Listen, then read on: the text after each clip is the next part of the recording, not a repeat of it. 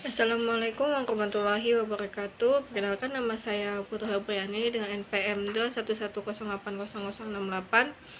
dari Fakultas Tarbiyah dan Keguruan, jurusan Bimbingan dan Konseling Pendidikan Islam kelas B. Di sini saya akan membacakan wawancara dengan anak ABK, yaitu tunadaksa. Wawancara yang saya lakukan dengan wali kelas saja, karena orang tua yang mengantar anak tidak boleh masuk karena dapat mengganggu anak di sekolah. Pada metode studi lapangan, sumber data didapat dari guru wali kelas.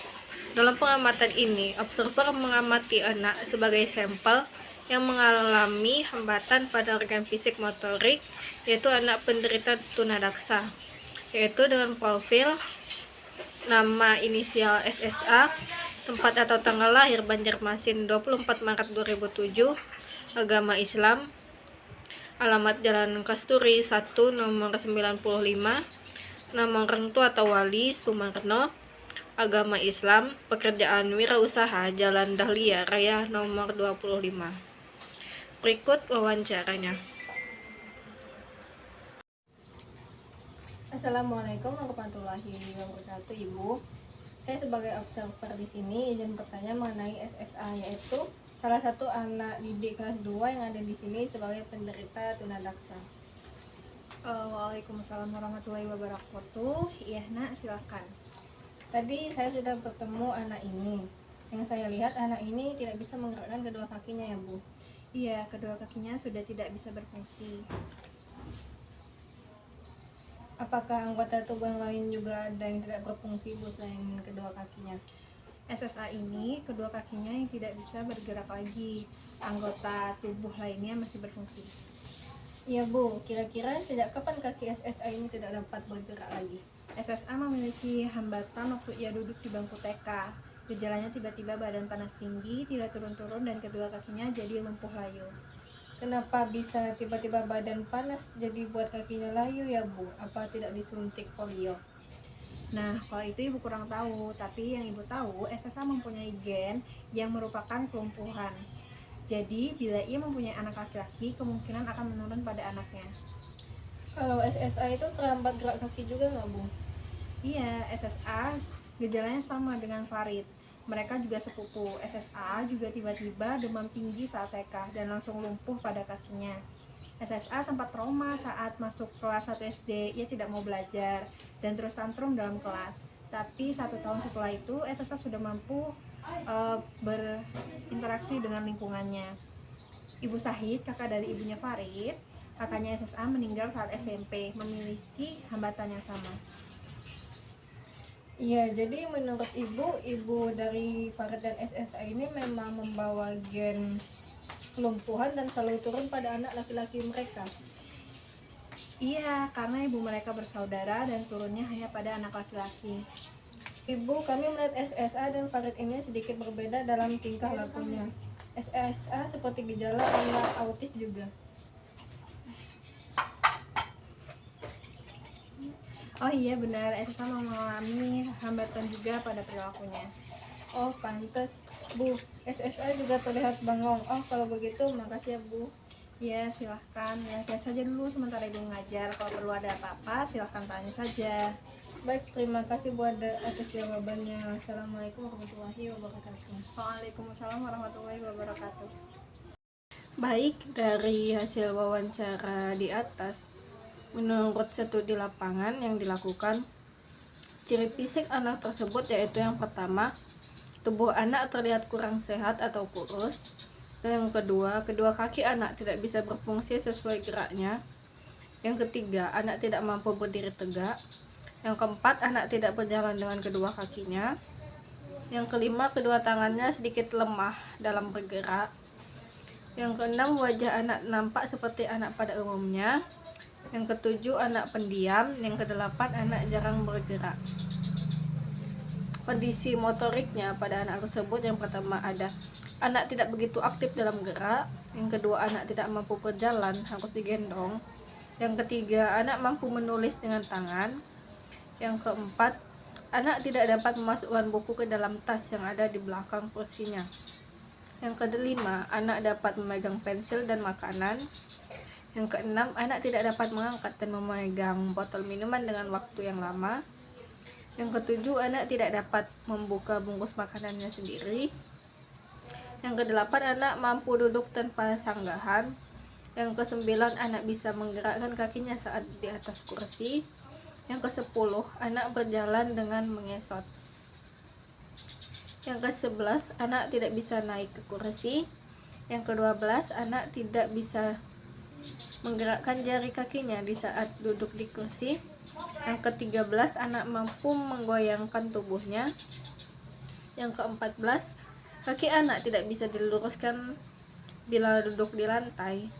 Yang ke-15, anak tidak dapat melipat kakinya. Pada interaksi sosial anak tersebut dapat dilihat, yang pertama ada anak sering bengong. Yang kedua, anak berbicara sendiri dan selalu mengulang-ulang. Yang ketiga, anak mendengar saat dipanggil tapi tidak ada respon. Yang keempat, anak sering bermain dengan mainannya sendiri. Yang kelima, kadang tidak ada kontak mata. Yang ketujuh, anak jarang bermain dengan timnya. Yang kedelapan, anak terlihat tidak aktif. Yang kesembilan, kurang rasa empati terhadap teman. Yang ke-10, mampu mendengarkan instruksi guru. Yang ke-11, beberapa kali dipanggil baru ada respon. Yang ke-12, mampu menyebutkan nama-nama temannya. Yang ke-13, jarang menjawab pertanyaan orang lain. Yang ke-14, tidak ada respon dengan orang yang baru ia kenal. Yang ke-15, menyadari lingkungan baru. Yang ke-16, anak sewaktu-waktu azan sendiri. Yang ke-17, anak mampu meminta buang air. Pada keterampilan akademik anak ini, anak duduk di kelas 2 SD, anak memperhatikan penjelasan guru, anak mendengarkan instruksi, anak menulis dengan baik. Yang kelima, anak suka belajar. Yang keenam, anak suka belajar agama. Yang ketujuh, anak sering mengaji sendiri. Yang kedelapan, anak rajin menulis. Yang kesembilan, aktif belajar. Ke-10, anak merespon instruksi belajar. Yang ke-11, mempunyai ingatan jangka panjang. Pada asesmen ABK yang menjadi sasaran ini dilakukan asesmen, yaitu yang pertama, asesmen kondisi kecacatan yang dialami anak. Yang pertama, anggota-anggota gerak kaki lemah lumpuh, iya. Anggota gerak sebelah kanan, kesulitan dalam gerakan kaku atau tidak tentu, iya. Ada bagian-bagian anggota gerak yang tidak lengkap atau tidak sempurna, atau lelah lebih kecil dari biasa, ya. Jari-jari tangan kaku, tidak dapat menggenggam, ya. Kesulitan waktu berdiri, berjalan atau duduk dan menunjukkan sikap tubuh yang tidak normal, ya. Gerakan-gerakan hiperaktif atau tidak tenang itu tidak ada. Asesmen riwayat kelahiran anak, yaitu yang pertama, keadaan ibu sebelum kelahiran sempat mengalami tekanan darah tinggi. Yang kedua, saat kelahiran dia lama kandungan 8 bulan 2 minggu, melahirkan di rumah, ditolong oleh orang tua, proses kelahiran normal. Yang kelima, tidak ada kelahiran bawaan yang nampak saat anak lahir. Hanya saja pada usia 2 hari anak mulai kejang-kejang yang mengakibatkan kelayuan pada anggota gerak bagian kanan. Yang keenam, makanan pertama yang diberikan adalah ASI. Asesmen kegiatan keseharian anak. Yang pertama, perawatan diri, menyisir rambut, dia mampu menggosok gigi, menghidupkan, mematikan keran, itu dia mampu. Sedangkan pergi ke kamar kecil, WC, buang air kecil sendiri, buang air besar sendiri, dia tidak mampu.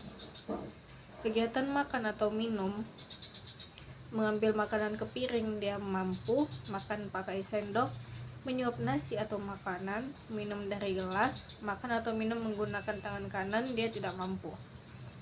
Kegiatan berpakaian, yang dia mampu, yang pertama memakai pakaian, yang kedua membuka pakaian, yang ketiga memakai sandal atau sepatu, yang keempat mengikat sepatu, sedangkan mengenakan sabuk dia tidak mampu. Selanjutnya, asesmen perilaku anak dalam bergaul. Yang pertama, dapat berkomunikasi dengan baik, percaya diri dalam bergaul dengan masyarakat, tidak merasa minder bergaul dengan teman-temannya, tidak memilih-milih teman dalam bergaul, bersikap sopan dan santun dalam lingkungan masyarakat. Perilaku dalam keluarga, mampu berkomunikasi dengan baik kepada orang tua, mampu berkomunikasi dengan baik kepada saudara, mematuhi perintah orang tua, menyayangi saudara, bersikap sopan dan santun kepada orang tua, iri dengan keadaan fisik saudaranya yang lain. Iya, dia anak ini terkadang menanyakan keadaannya yang berbeda dengan kakak dan adiknya. Perilaku di sekolah, mampu berkomunikasi dengan guru, mampu berkomunikasi dengan teman, menghargai pendapat teman dalam belajar, patuh kepada perintah guru, sopan terhadap guru, santun dalam bergaul, tidak memilih-milih teman dalam bergaul di sekolah. Itulah asesmen yang dilakukan pada anak yang menderita tunadaksa ini, yaitu tadi telah dibacakan asesmen kecacatan yang dialami, riwayat kelahiran anak, kegiatan keseharian anak, dan perilaku anak dalam bergaul.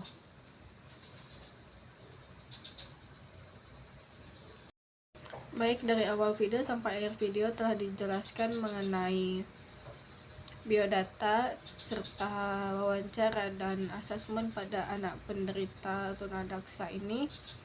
Saya mohon maaf apabila ada kesalahan dalam perkataan maupun materi yang masih kurang cukup. Saya akhiri, wassalamualaikum warahmatullahi wabarakatuh.